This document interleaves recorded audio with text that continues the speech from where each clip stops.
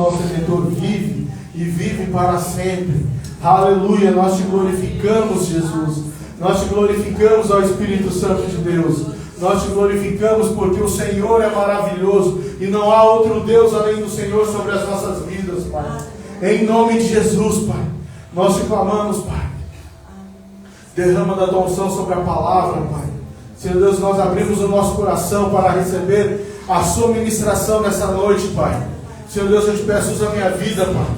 Senhor Deus, para ser o canal, Senhor Deus, daquilo que o Senhor quer falar a essa igreja, Pai, em nome de Jesus, Pai. Que nós venhamos entender e viver uma nova realidade em nossas vidas, Pai. Em nome de Jesus, Pai. Amém. Amém. Pode sentar, queridos. Aleluia. Aleluia. Texto base do nosso dessa noite é Hebreus 11:6. Sem fé é impossível agradar a Deus, pois quem dele se aproxima precisa crer que ele existe e que recompensa aqueles que o buscam. Até aqui. A fé que move montanhas é o tema dessa noite. O que nós precisamos, o que nós entendemos sobre fé. Vamos falar sobre fé, eu acho que é um dos textos que nós mais falamos aqui na igreja. E se nós olharmos fé, nós podemos ver que essa força poderosa que não vemos é algo que realmente nós não conseguimos ver, tocar. Nós não podemos tocar isso. Mas é capaz realmente de mover montanhas. A fé. Montanhas de algumas situações, alguns problemas na nossa vida. A fé é capaz de mover. A fé é o fundamento que nos conecta com quem? Com Deus. Se nós continuarmos olhando para Hebreus 11:6, sem fé é impossível agradar a Deus. E a fé é o fundamento que nos conecta com Deus. O combustível que impulsiona nossas ações. O elo que mantém firmes diante das adversidades. O que nós pensamos que é fé? E o que nós achamos que é fé? Sem ela, nós não conseguimos agradar a Deus nem alcançar as nossas promessas. Porque as nossas promessas, elas estão aonde? Nas regiões celestiais. Jesus, quando morreu, ele fez toda uma obra redentora. Se nós não acreditarmos que Jesus veio nessa terra, que ele veio, ele morreu por nós e ressuscitou ao terceiro dia, isso já suficientemente ele precisa de fé para crer na morte e ressurreição de Jesus Cristo. E nós temos esse tipo de fé, nós já declaramos que Jesus Cristo é nosso único Senhor nas nossas vidas. Mas o que é fé? Daí nós podemos ver um texto de Hebreus, mesmo capítulo, só que é no verso 1. Ora, a fé é a certeza daquilo que esperamos e a prova das coisas que não vemos. Nós sabemos que a fé não é um sentimento, mas uma convicção profunda. Você precisa ter algo profundo, que nos faz agir mesmo quando não temos todas as respostas. A fé ela nos obriga a agir em determinadas situações da nossa vida. Agir contra aquilo que os nossos olhos estão vendo. Aquilo que todas as pessoas estão falando contra nós. A fé, ela nos obriga a olhar não pela nossa ótica. Já pensou nisso? Não olhe pelo aquilo que você está vendo, a situação. Ela te obriga a ver como Deus te vê. Ela te obriga a enxergar as bênçãos que o Senhor já derramou sobre a sua vida. Ela te obriga a enxergar os milagres que você pode viver acreditando na palavra dele. Mesmo quando tudo está perdido, que não há caminho que você possa resolver, ou situação que você possa resolver. Mas quando você começa a olhar com os olhos da fé, olhar com a situação que Deus é capaz de fazer um milagre nessa situação, você começa a ter a situação completamente mudada, transformada, porque você não quer aceitar essa situação que você está vivendo, mas você olhando com os olhos da fé, aquilo que a palavra te habilita a viver, e você começa a declarar a palavra de Deus, as situações começam a mudar, mas precisa de um passo nosso, precisa de nós entendermos o que devemos fazer, que nós precisamos fazer. Muitas vezes é mais nós temos que olhar aquilo que Deus já fez ao nosso respeito. Nós temos um exemplo.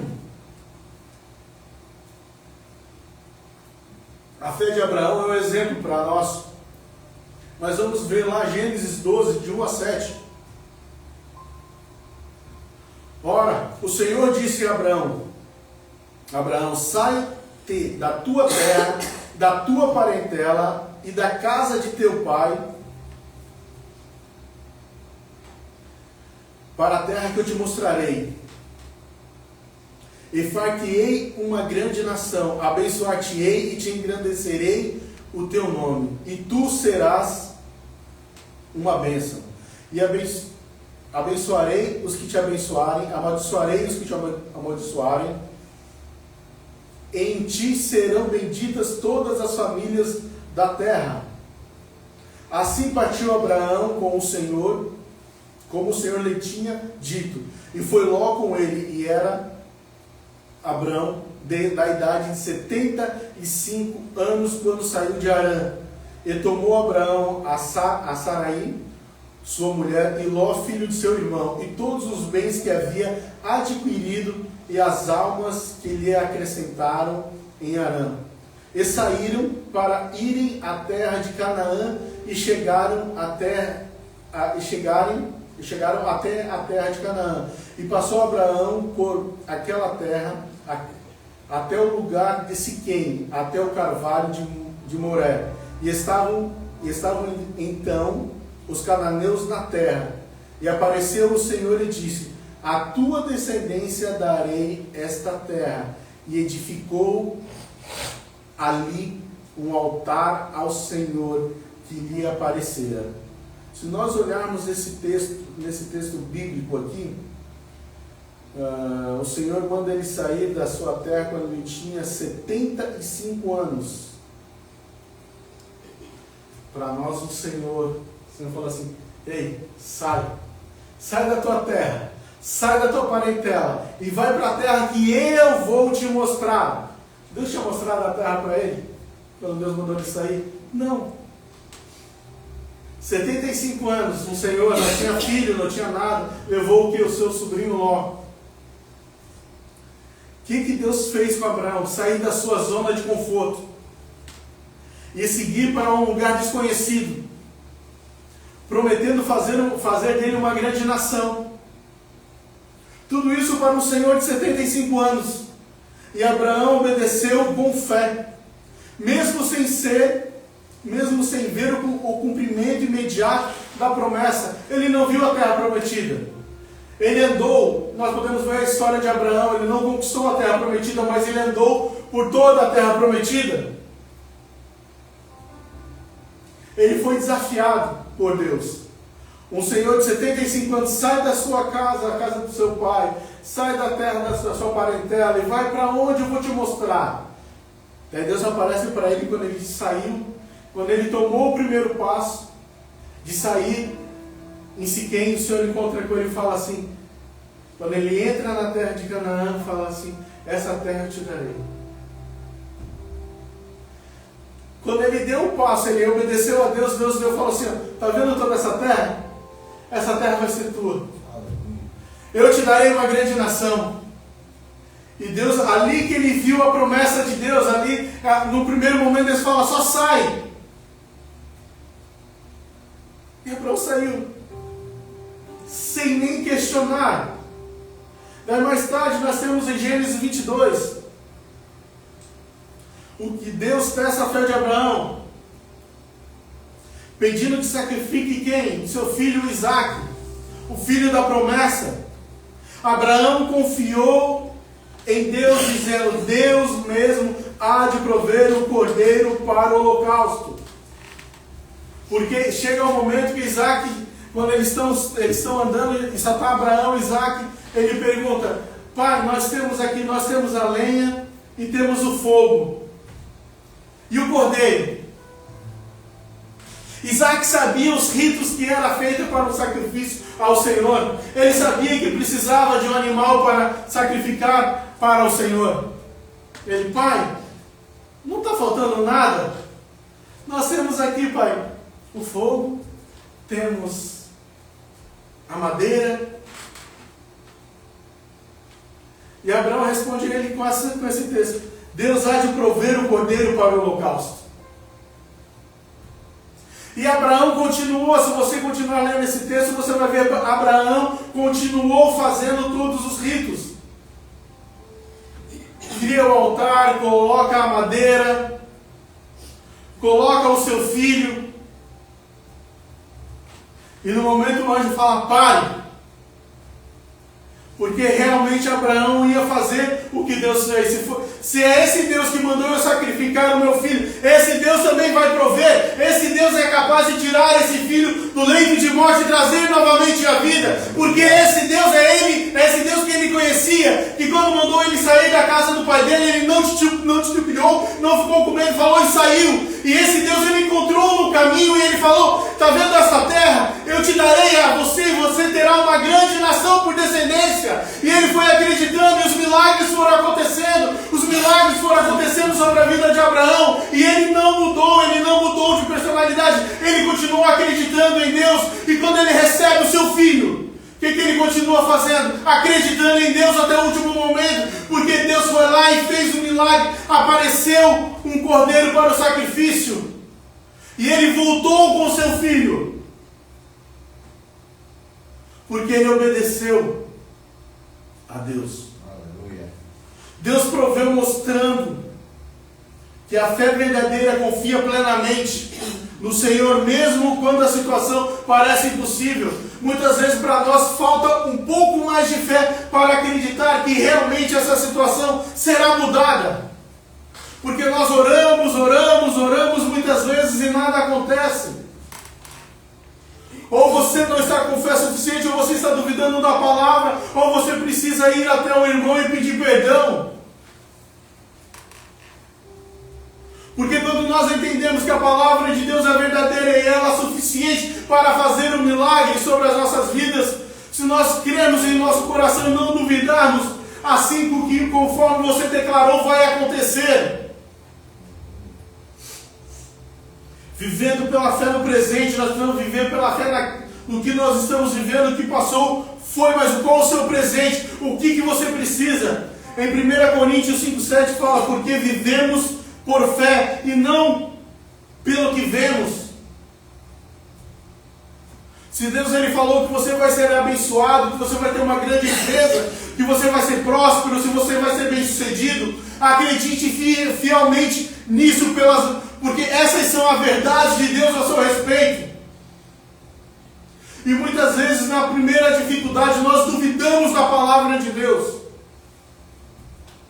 Abraão ali tinha todo o problema, toda a situação em Gênesis 22 para não fazer e não levar o seu filho ao sacrifício, mas ele sabia e ele cria que o mesmo Deus que fez o milagre da Sara ter um filho, era esse Deus que ia fazer e ia prover no momento certo o cordeiro. E se fosse necessário, ele sabia que Deus poderia trazer ele novamente à vida, porque era essa a confiança que ele tinha em Deus.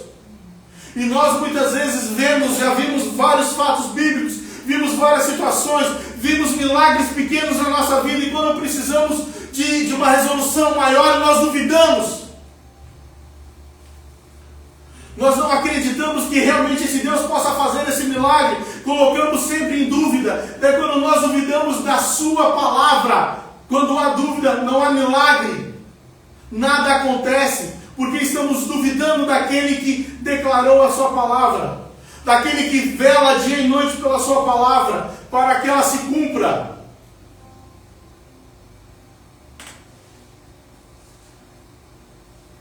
A caminhada cristã não é baseada no que os olhos captam, mas no que o coração crê. Não é naquilo que você está vendo, na situação que você está vendo, mas é naquilo que Deus te falou, naquilo que Deus declarou sobre você, daquilo que Deus declarou sobre o teu chamado, naquilo que Deus declarou sobre o teu ministério, daquilo que Deus declarou sobre a sua casa, sobre a sua família. Não é nada sobre o que você está vendo, mas sim por aquilo que Ele declarou ao seu respeito. Porque Deus declarou ao respeito de Abraão: sai da tua casa, sai da tua parentela, vai para a terra que eu vou te mostrar. No segundo encontro, o que Deus fala? Eu te farei de uma grande nação. Israel não foi uma grande nação?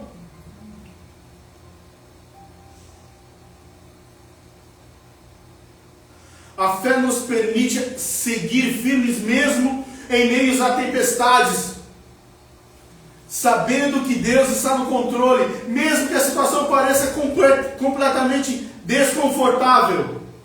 Nós precisamos olhar com os olhos da fé e saber que essa leve e momentânea tribulação, que ela é leve e momentânea, ela não vai permanecer para sempre. Porque nós temos um Deus. Você tem declarado a palavra, e se não tem declarado, comece a declarar. A fé que realiza o impossível. Mateus do 21 ao 21, 22.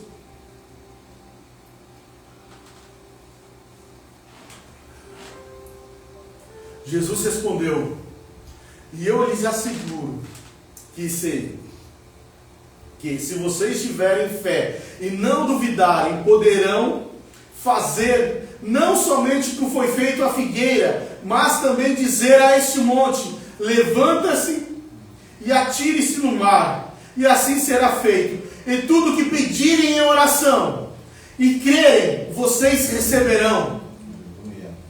Aleluia! A fé genuína, ela tem poder para superar os obstáculos e realizar milagres.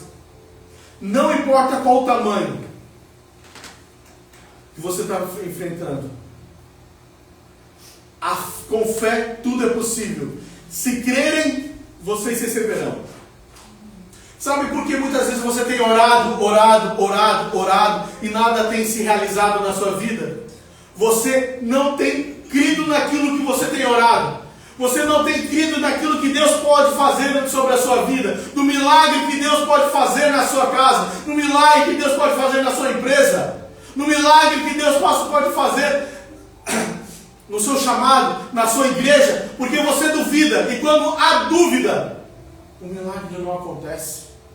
Não vai acontecer. A justiça pela fé em Romanos 1,17. Porque no Evangelho é revelada a justiça de Deus. Uma justiça que, do princípio ao fim, é pela fé. E como está escrito: o justo viverá pela fé. Nós somos justos. Nós fomos justificados em Cristo Jesus. Aleluia. Se nós somos justificados em Cristo Jesus, Satanás não tem mais o direito sobre as nossas vidas. Satanás não tem mais o direito de nos acusar. Satanás não pode nos acusar. Ele pode até tentar, mas cabe a você repreender e não aceitar a acusação, e saber qual é a tua posição em Cristo Jesus, que é de justificado, e declarar e expulsar os dardos inflamados, expulsar as mentiras que Satanás tem largado nos teus ouvidos, e simplesmente ficar com aquilo que a palavra te habilita para viver. A fé nos torna justos diante de Deus. Se nós estamos justos pela fé diante de Deus, por causa que acreditamos e aceitamos que Jesus como o único Senhor e Salvador da nossa vida, Satanás não tem direito. Ele não pode te acusar daquilo que já foi perdoado.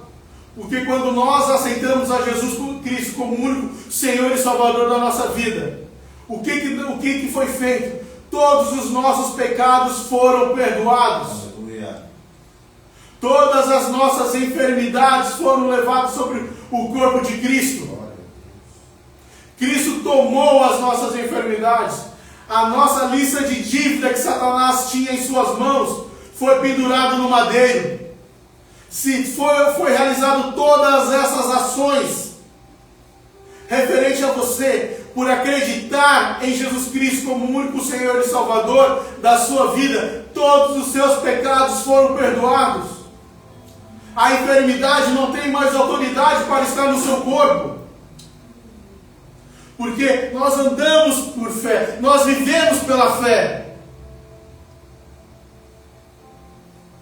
Aleluia.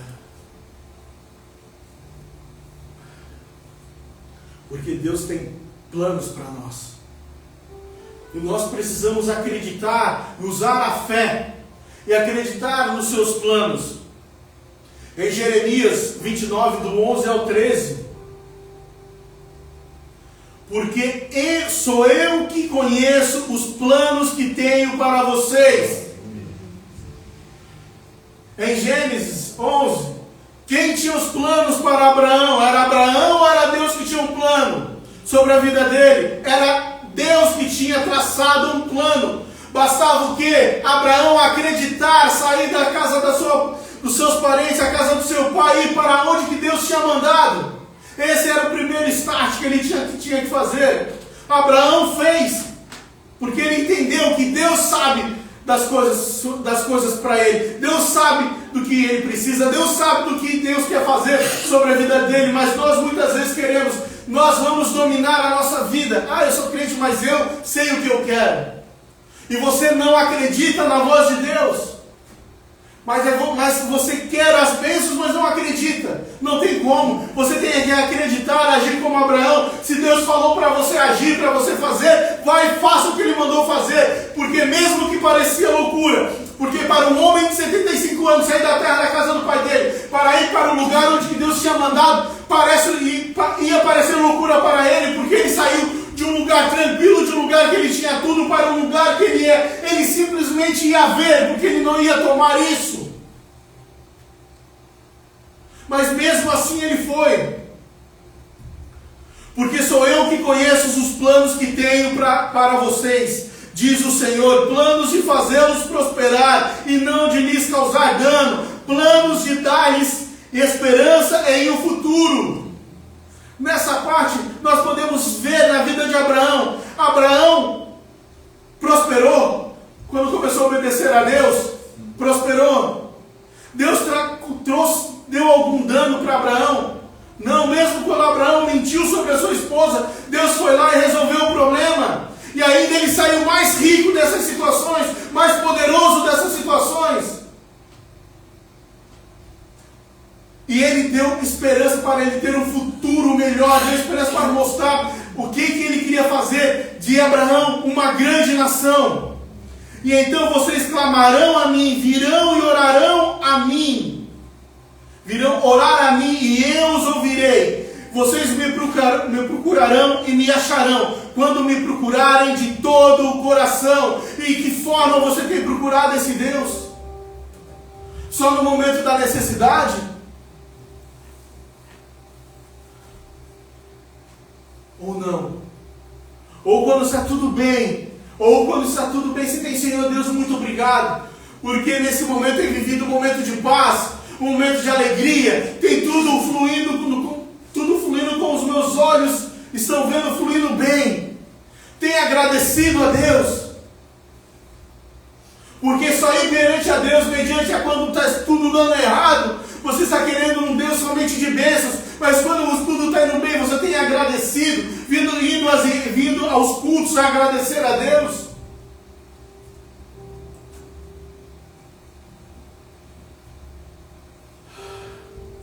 Deus nos chama para buscá-lo de todo o coração. E nós precisamos ter uma vida que o busque, que tenha sede de estar na presença dEle. Uma sede incansável. Uma sede incansável de estar na presença dEle, de obedecer os seus mandamentos, de obedecer aquilo que Ele tem falado ao seu coração. Porque muitas vezes o que ele tem falado, se nós compartilharmos com outras pessoas, vão falar: não, isso é loucura. Não, não é loucura. Não, não faz isso, é loucura. Mas Abraão, aos 75 anos, saiu da sua casa, saiu da sua parentela e obedeceu a Deus. E o que nós temos feito? Nós precisamos confiar em Deus, mesmo quando não vemos a solução. Por acaso, Abraão viu naquele momento a terra prometida? Quando Deus mandou ele sair? Não. Não mandou. Não viu. Mas ele mesmo assim saiu. Mesmo assim ele falou assim: eu vou te obedecer. Eu vou sair desta casa. Eu vou sair da minha parentela e vou te obedecer. Porque é o Senhor que tem me mandado. Que possamos ver o que a palavra de Deus tem nos falado, o que a palavra de Deus tem nos ensinado, e realmente agir segundo o que ela tem nos pedido, e realmente agir segundo o que ela tem falado. Porque, como eu te falei, para um homem de 75 anos, sai da sua casa, sai da sua parentela, aonde que ele estava fisicamente, morando tranquilamente com seus parentes, com tudo que parecia normal. Aos 75 anos Deus fala: ei, Abraão, sai, vai para onde eu vou te mostrar, mas sai.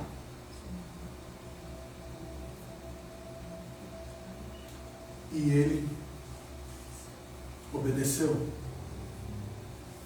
E porque às vezes nós não obedecemos quando Deus fala para nós fazermos algo para Ele, nós lutamos internamente, incansavelmente, com aquilo que Deus falou, e olhamos e pensamos: será que devemos obedecer a esse Deus?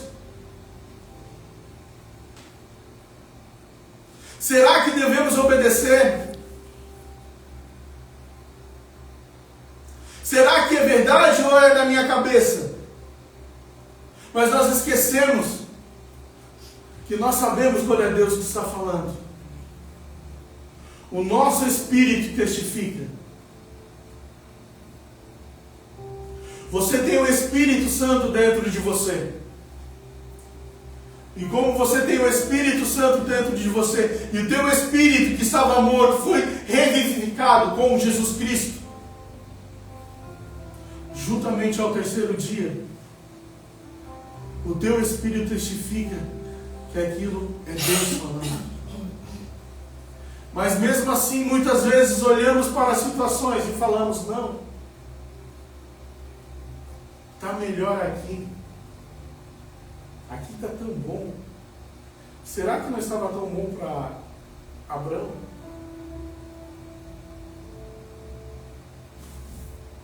Será que não estava tão bom para Moisés lá na casa do seu sogro?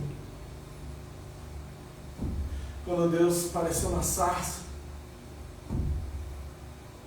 e falou: volta. Volta e tira meu povo da escravidão. Liberta meu povo. Ah, mas Deus apareceu para Abraão, para Moisés, na sarça, e para mim. Você tem o Espírito Santo dentro de você. E o Espírito, ele fala. E nós muitas vezes não obedecemos o que o Espírito Santo fala. E muitas vezes não são coisas difíceis de obedecer. Mas é porque o nosso interesse está em outra coisa. Em outro pensamento. E esquecemos de fazer a vontade de Deus. para finalizar. Mas por que obedecer à vontade de Deus? Porque você foi comprado por alto preço. Aleluia. Se você foi comprado, você tem um dono. E engraçado que esse dono te chama de filho. E o que ele pede muitas vezes, a gente não obedece porque a gente é criança mimada. Quando vamos deixar de sermos criança mimada e obedecer a Deus? Obedecer à voz do Espírito Santo. Mas como é que eu vou saber que era a voz do Espírito Santo? Vamos orar, vamos ler a Bíblia, vamos ter comunhão. Fecha a porta do seu quarto e ali você vai começar a ter uma comunhão com o Espírito Santo de Deus. Amém, queridos? Amém. Em nome de Jesus, vamos